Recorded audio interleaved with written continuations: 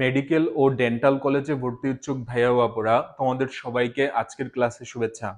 আজকের ক্লাসে আমরা কিছু চমৎকার শর্টকাট টেকনিক শিখব। তো চলো শুরু করি।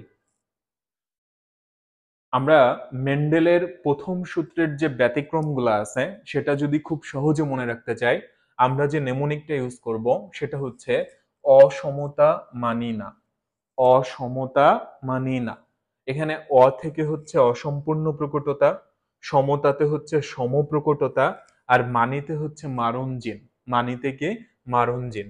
তাহলে এটাই হচ্ছে মেন্ডেলের প্রথম সূত্রের ব্যতিক্রম।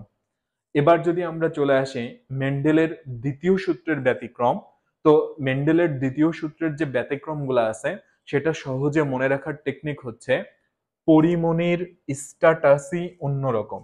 আমরা এই ছন্দটা মনে রাখবো যে পরিমণির স্ট্যাটাসই অন্যরকম। তাহলে পরিমণিতে কি হয়? পরিপূরক জিন। আর স্ট্যাটাস এখান থেকে আসবে হচ্ছে স্টাসিস। অর্থাৎ বুঝতেই পারতেছো এখানে এপিস্টাসিসকে বোঝানো হচ্ছে। এবং এপিস্টাসিস কয় প্রকার? দুই প্রকার। একটা হচ্ছে প্রকট এপিস্টাসিস এবং আরেকটা হচ্ছে দ্বৈত প্রচ্ছন্ন এপিস্টাসিস। তাহলে এই পরিপূরক জেন এবং প্রকট এপিস্টাসিস ও দ্বৈত প্রচ্ছন্ন এপিস্টাসিস এগুলাই হচ্ছে মেন্ডেলের দ্বিতীয় সূত্রের ব্যতিক্রম। এবার আমরা চলে আসতে পারি পরের শর্টকাট টেকনিকে। লিথাল জিনের প্রভাবে সৃষ্ট রোগ। লিথাল জিনের প্রভাবে যে রোগগুলা সৃষ্ট হয় সেগুলা যদি আমরা সহজে মনে রাখতে চাই, তো আমাদের নেমোনিকটা হচ্ছে হিরোইন সবসময় পাশেই থাকে। হিরোইন সবসময় পাশেই থাকে। তাহলে দেখো এখানে হিরো থেকে কি হবে? হিমোফিলিয়া। হিমোফিলিয়া। তারপরে বতে হচ্ছে ব্রাকিফ্যালাঞ্জি। পয়াকারে হচ্ছে পাবিহীন বাছর। রস্যইতে হচ্ছে ইকথিওসিস।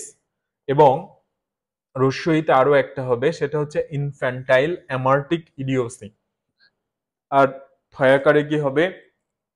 থ্যালাসেমিয়া। এবং কতে হচ্ছে ক্রিপার মুরগি। তাহলে এগুলা হচ্ছে লিথাল জিনের প্রভাবে সৃষ্ট রোগ।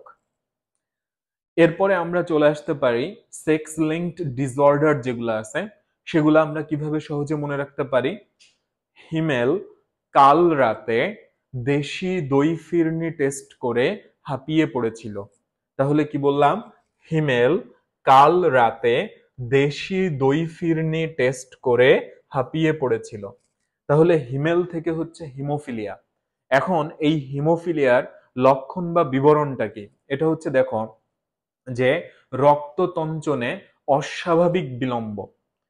এর ফলে যেটা হয়, ক্ষতস্থান থেকে অবিরাম রক্তক্ষরণ হয়। যেহেতু এখানে রক্ত তাড়াতাড়ি জমাট বাঁধতেছে না, এই জন্য প্রচুর রক্তক্ষরণ হয়। তো এই রোগটাকে আমরা কি বলে থাকি? হিমোফিলিয়া। এরপরে চলে আসে কাল। কালে কি হবে? Colour blindness. বুঝতেই পারতেছো যে বর্ণান্ধতা। এবং আমরা লাল সবুজ বর্ণান্ধতার কথা জানি যে এটার ফলে যেটা হয়, লাল এবং সবুজ বর্ণ এই দুইটাকে কিন্তু আলাদা করা যায় না।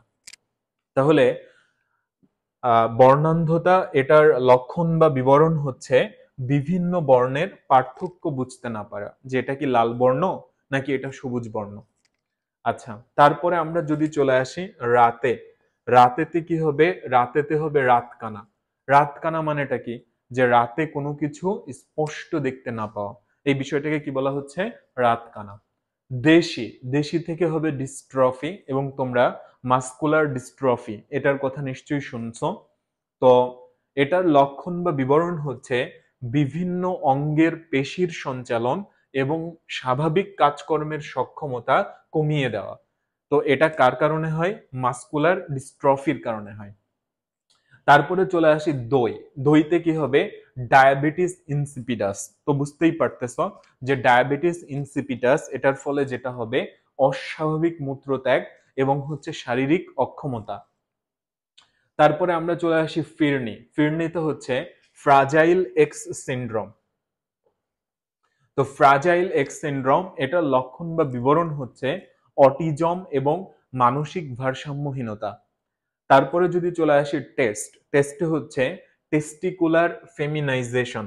তাহলে দেখো এই যে টেস্টিকল, এটা থেকেই বুঝতেই পারতেছো যে এটা একটা পুরুষের একটা অংশ। আর ফেমিনাইজেশন মানে পুরুষ ধীরে ধীরে মহিলাতে রূপান্তরিত হবে। তাহলে পুরুষ ধীরে ধীরে মহিলাতে রূপান্তরিত হবে বা পরিণত হবে, এটাকেই আমরা বলতেছি টেস্টিকুলার ফেমিনাইজেশন। তাহলে এটাও একটা কি সেক্স লিঙ্কড ডিসঅর্ডার। তারপরে চলে আসে হাঁপিয়ে। হাঁপিয়েতে কি হয়? হাইপার ট্রাইকোসিস।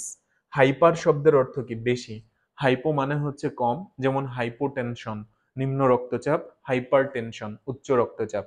তাহলে এখানে যেহেতু হাইপার শব্দ আছে, তাহলে দেখো এটার লক্ষণ বা বিবরণ হচ্ছে সমগ্র দেহে ঘন লোমের উপস্থিতি। এই যে হাইপার, হাইপার দিয়ে কি অনেক বেশি বোঝানো হচ্ছে, বা এই যে এখানে ঘন টার্মটা ইউজ করা হয়েছে। তো ভাইয়া ও আপুরা, আমরা এই ভিডিওটা এখানেই শেষ করতেছি। তোমাদের জন্য অনেক অনেক শুভকামনা রইল।